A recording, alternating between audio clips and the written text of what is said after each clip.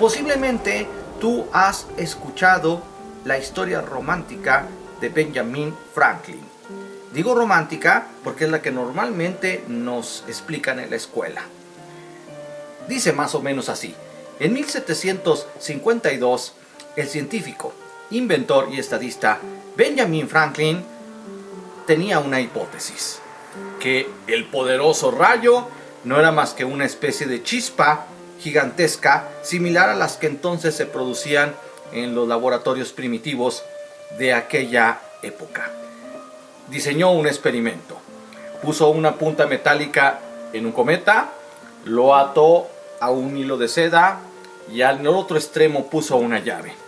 Su idea era volarlo durante una tormenta y de esta forma esperar que el rayo se descargara en la punta metálica, se transmitiera por el hilo de seda y comprobar en su laboratorio que la llave se iba a cargar eléctricamente y de esa forma concluir que el rayo no era más que electricidad. Poco tiempo después hace una aplicación de su descubrimiento e inventa el pararrayos, que salva a edificios y a muchas personas desde entonces.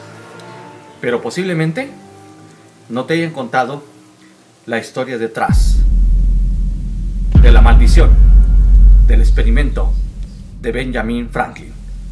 Soy el profesor Nitrox. Quédate conmigo. El rayo desde la antigüedad causaba muchísimo asombro y respeto a los hombres. Los dioses principales como Thor y Zeus eran dioses del rayo. Un rayo normal de unos 5 kilómetros tiene fácilmente 100 millones de voltios y 200.000 amperios. Para quien no sabe de lo que estamos hablando, basta una corriente de 25 miliamperios, esto significa 25 milésimas de ampere, para que pueda ser peligrosa. En algunas personas sensibles podría producir un ataque cardíaco. Conforme va subiendo la corriente se va tornando más peligrosa hasta crear incluso quemaduras muy severas. Si hacemos el comparativo, el rayo pudiera electrocutarte con su poder miles o millones de veces. Y entonces nos damos cuenta del peligro al que se enfrentó Benjamin Franklin. Para el que no conozca esto, hablamos que un rayo tiene millones de voltios y algunos miles de amperes o amperios. El voltaje, si hacemos la similitud con una tubería de agua, sería como la presión que impulsa el agua. En este caso sería como la presión que impulsa los electrones. Pero hay máquinas que tienen miles o millones de voltios y las puedes tocar sin problema, porque la corriente efectiva, es decir, el amperaje por tu cuerpo, es extremadamente bajo. Aquí el problema es que el amperaje suba y entonces te pueda producir una electrocución. Esa es la razón por la que lo que hace más peligroso el rayo no es tanto su voltaje, sino su amperaje extremadamente alto.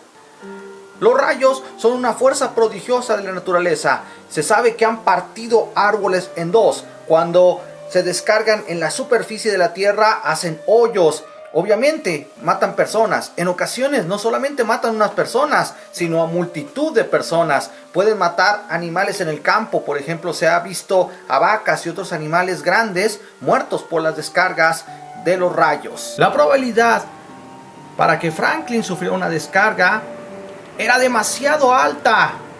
El experimento de Franklin es algo así como el decir: rayo, rayo, descárgate en mí. Otros experimentadores no tuvieron la misma suerte de Franklin. Un año después, en el año de 1753, el físico ruso Richman repitió prácticamente, con algunas variantes muy leves, el experimento. Murió fulminado por un rayo. Su ayudante se salvó de milagro con un susto terrible para toda su vida.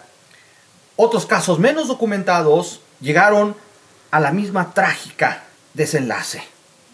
Todos murieron por rayos. ¿Por qué no le ocurrió nada a Benjamin Franklin? Posiblemente él, volando el cometa, vio la luz de la descarga, como nosotros lo hemos visto muchas veces cuando hay un rayo, pero posiblemente el rayo cayó o se descargó muy lejos de ahí, pero la energía del rayo es tal que alcanzó a cargar la llave a pesar de la distancia, y eso produjo que Benjamín fuera a su laboratorio y comprobara que la llave estaba cargada, y de esta forma, ¡eureka!, llegó a la conclusión que todos sabemos que el rayo es una especie de chispa gigante. Pero Franklin es uno de los hombres más suertudos de la historia. Si viviera el día de hoy, le diría que comprara la lotería para que se ganara el premio gordo, porque todos los demás investigadores no tuvieron la misma suerte. Yo doy mi voto de confianza para que las conclusiones de Benjamin Franklin son verdaderas y no repetiré su experimento. Te recomiendo que tú tampoco lo repitas, a no ser que te quieras enfrentar a la maldición del experimento de Benjamin Franklin. Eso es todo por hoy. Soy el profesor Nitro.